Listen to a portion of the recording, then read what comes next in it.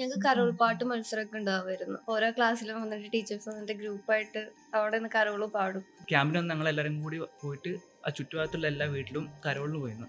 അവർക്കും സന്തോഷമായി, ഞങ്ങൾക്കും സന്തോഷമായി. ഇവിടുന്ന് നമ്മൾ ഉറക്കപ്പാട്ട് പാടുന്നു, അപ്പുറം വീട്ടുകാർ അവിടെ നിന്ന് കരോളിന്, അവിടെ നിന്ന് കരോളിന്റെ ഉറക്കപ്പാട്ട് പാടുന്നു. കരോളിന് പാട്ടൊന്നും അറിയില്ല, ഏതെങ്കിലും ഒരു പാരടി പാട്ട് എടുത്തിട്ട് അതിൽ എല്ലാത്തിലും യേശു ക്രിസ്തു എന്നങ്ങോട്ട് ചേർത്ത് പാടുക, അപ്പൂപ്പാന്ന് ചേർത്ത് പാടുക. ആ ടൈം ആകുമ്പോഴത്തേക്ക് നമുക്ക് അറിയാൻ പറ്റും. എല്ലാ കടയിലും ഉണ്ടാവും, പ്ലം കേക്ക് ഉണ്ടാവും. രാവിലെ നമ്മൾ ഫുഡിന് ചായക്ക് പ്ലം കേക്ക്, വൈകുന്നേരം ചായക്ക് പ്ലം കേക്ക്. പിന്നെ നമ്മൾ ബാലരമ മേടിക്കായിരുന്നല്ലോ, അതില് ക്രിസ്മസ് അപ്പൂപ്പന്റെ മാസ്ക് ഇട്ടാൻ വേണ്ടിട്ട് പല പല വെറൈറ്റി ക്രിയേറ്റിവിറ്റിയാണ് ഇപ്പോഴത്തെ പിള്ളേർക്ക്. വെള്ളച്ചാട്ടൊക്കെ ഉണ്ടാവും ചിലവരുടെ വീട്ടിൽ പുൽക്കൂടിന്റെ ഉള്ളിക്കോടെ. പുൽക്കൂടുണ്ടെങ്കിൽ പുൽക്കൂടിൽ ഉണ്ണിയേശൊന്നും ഉണ്ടാവില്ലേ, വെറും പുൽക്കൂട് മാത്രമേ ഉണ്ടാവുള്ളൂ. ഉണ്ണിയേശില്ലാത്ത പുൽക്കൂട് ഞങ്ങൾ ഉണ്ടാക്കുക, അതാണ് കാലിത്തൊഴുത്ത്.